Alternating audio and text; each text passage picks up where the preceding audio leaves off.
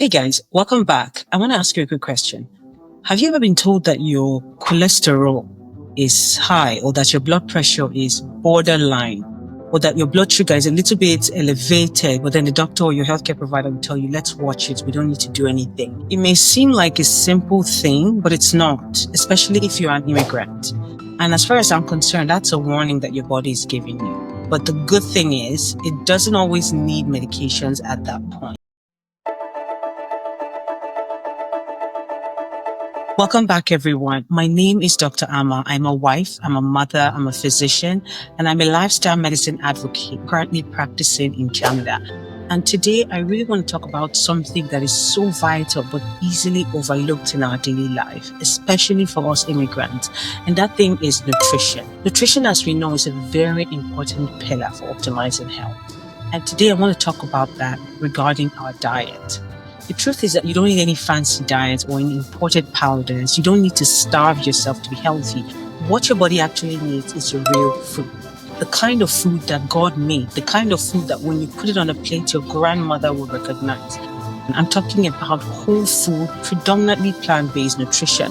Now, before I start educating you on this, let me start by asking a quick question. Do you even know why food was created in the first place?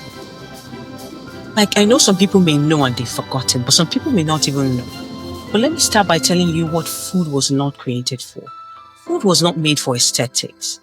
Food was not made to pass time or to ease boredom.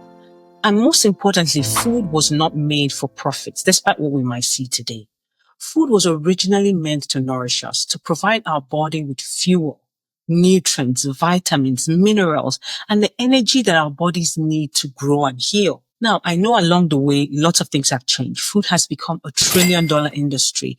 Many people are cashing out. Food choices are more about money than even your health. Many food products that we've seen today are engineered for shelf stability and sales. Like, they're more about making sales and profit. And because of that, it was not necessarily made for your wellness or nutrition. And that's why I'm here to bridge that gap and remind you, for those that may have forgotten, that your body still deserves nourishment. And that is the purpose of any food that you're putting in your mouth. I'm going to go on to say this. Every single bite of food that you put in your mouth is a choice. And I'm not saying that you should not enjoy your food, because you very well should. But I want it to be an informed kind of enjoyment.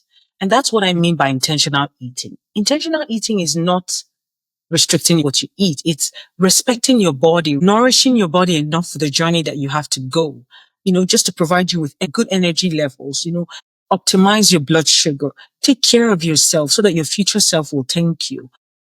That way, before you reach for anything, like whether it's a can of soda or it's water, I want you to always ask yourself, will my body thank me if I eat this? Am I just trying to take care of boredom, or am I really hungry? Is there something else that I can eat that will nourish me better?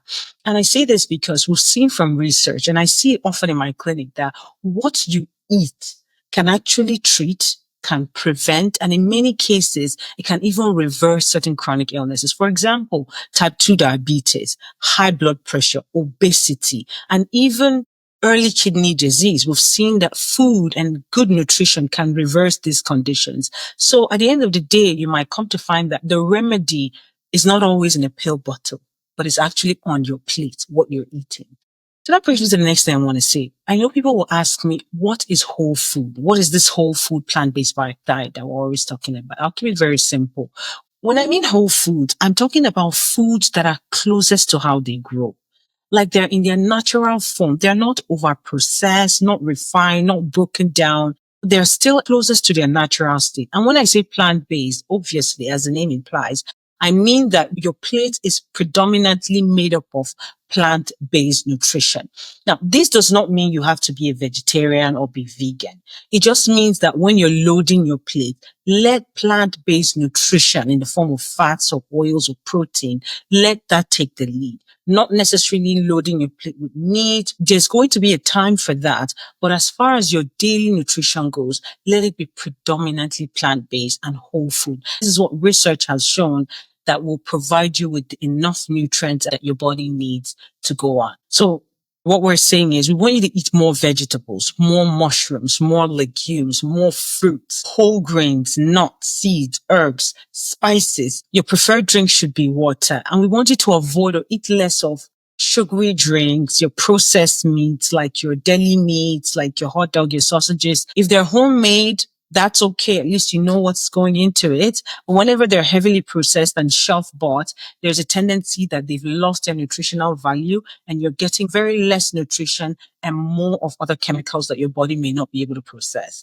But at the end of the day, when you think about your plate, half of your plate should contain more of fruits and veggies, and a quarter of that plate can contain proteins, and the other quarter can contain carbs in the form of whole grains.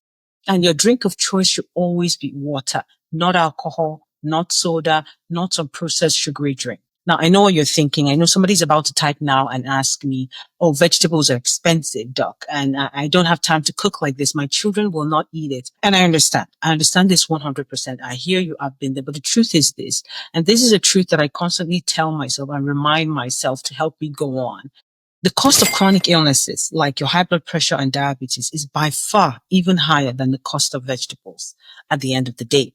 And you see that bag of salted chips, the bag of Cheetos and processed snacks that you're buying every other day, it adds up. And so does missing work because of your health, hospital bills, even going for dialysis. All of these things at the end of the day are going to be more expensive than those vegetables that you're thinking about. So it's left for you to make that choice. And you see, for your children will eat what you model. They'll eat what you eat. And if you make that food fun and tasty, they'll follow you, except they have certain food aversions or allergies. Then they might need special meals. But as far as children go, is what you put in front of them at the end of the day that they'll keep eating. But when you give them the option to choose that and then processed food, then it becomes a debate. So guys, the kind of diet that I'm proposing, it's not just a diet. I think it's more of a lifestyle. It's just a healthier way of living. And you're not trying to be perfect or anything. You're just making tiny steps towards that goal. And I know it's not easy. It takes baby steps, but it's something that you can achieve, just making those active cutbacks and add-ons here and there. So I'm going to give you a typical example of one of my patients. Now, this is a Nigerian man who was in his 50s when he came to see me. At the time he came, his blood sugar has started to go up. It was in the pre-diabetic range. His blood pressure was starting to go up. And I told him about making some lifestyle choices. And clearly this man is an immigrant. He's working multiple jobs, shift work. So I understand it could be quite challenging to prioritize your health. But then I told him about making some evidence-based lifestyle changes. And he agreed and we started working together. He made, I like to call them small but mighty changes. And it was so impactful to his health. Like, for example, we swapped his white rice for brown rice or fada rice. And he was eating that 3 times a week. And instead of eating just the rice, he started to add a little bit of boiled beans to bulk it up and give him more nutrients. Another big problem he had was he loved his apple juice, the store-bought apple juice. He could drink about 4 liters in less than a week. And now I told him that instead of the apple juice, let's swap that for real apples, real fruits. And he started eating that instead. And it was the hardest thing for him to do. But 6 months later, when he came back, we checked again. His blood pressure had come down. His blood sugar had come down. He had lost about 10 kilograms. His energy levels were good. His mood was better. His sleep was better. His sex drive was off the chart. It was awesome. And now take note, this man was not starving. This man was not unhappy. He was eating healthier. He was even stronger. And he came back. He was appreciating me, thanking me. He said, you did it. I said, no, you did all the work. But the beautiful thing is that he owned it. He was willing to do these things and he told himself the truth. And that's what I'm proposing here. So it's not about making an overhaul of your entire life. Sometimes you might have to, but if that's very hard for you, just start by making some simple swaps in your diet here and there. For example, let me give you some typical swaps that I like to recommend to people. And this is after consulting with numerous nutritionists. Instead of eating just a whole pile of white rice, you can consider just eating half of, brown rice, a quarter of beans, a quarter of vegetables, just to give you that sensation. And then for those that enjoy eating deep fried meat, instead of eating about 5 pieces of deep fried meat every day, you can either decide to eat 3 pieces and then cut back to 2 pieces, or you can either swap that deep frying for grilling or even baking, because that helps to shed some of that fat that it has. For those that snack a lot on all these processed crackers and biscuits, you can try roasted peanuts. You can try cucumbers or even garden egg if you have that with some peanut butter or banana. These are all healthier options that you can snack on instead of biscuits and cookies. And you can make your own trail mix. Mix a few nuts, some peanuts, some almonds, some cashews. Just mix them up and snack on that instead. And then if for those that love white bread, lovely, yummy bread, I know this. Instead of that white bread, which is over processed to preserve the shelf life, you can try eating whole wheat bread instead. Now, like I said, I'm no nutritionist, but these are all suggestions that I've gotten from my expert nutritionist. If you need a more specialized dietary plan, feel free to either look it up on the Health Food Guide if you're in Canada, like the Canadian Health Food Guide, or you can even look it up online. Now, because I'm not a huge advocate for diets, because I know there's so much noise out there. Today is keto, tomorrow is detox tea, next tomorrow is slimming tea. Really, don't fall for the hype. Don't fall. They're all fat. They're just noise. They're just marketing propaganda. Somebody's just trying to sell you a product. Nutrition does not have to be trendy. It's not fashion. Nutrition just needs to be real. It just has to be real food, closest to their natural state as much as possible. So let's remember to pick the foundations. When it comes to food, let's eat real food, exercise our body regularly, sleep well, have that peace of mind and manage our stress well, make meaningful connections. And as much as we can, stay away from harmful substances. That's the only way we win. And this works every time, everywhere, in every strata of walk of life, no matter your race, your creed, your denomination, not some flat tummy tea today or some detox tea tomorrow.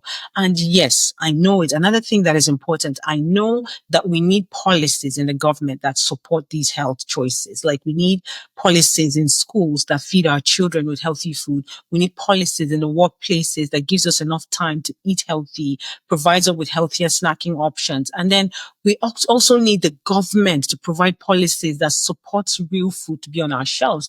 As far as I'm concerned, there's no business with certain kind of foods on the shelves.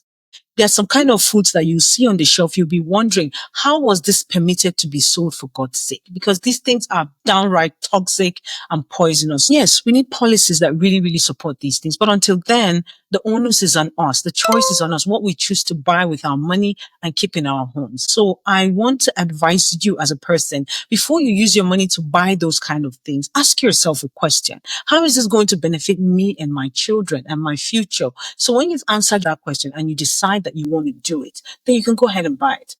So guys, here's what I want you to do this week as I slowly round up. I want you to pick one thing this week. Just pick one.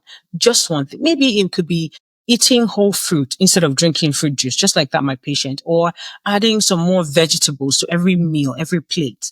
Share it with me. Let us talk about it. Let's say, I know it is hard, but let's see what are the challenges that you're facing. Let's see how we can overcome it because it's totally doable and your future self will thank you. And then you can talk to your family, talk to your friend, build that community, that accountability partner so that we can all grow together. Because at the end of the day, I want you to remember this. If your health, your overall health depended solely on what you were eating today, what would your future health look like? I'm always asking people these questions because your food choices, these are a daily investment for the life that you want to live tomorrow.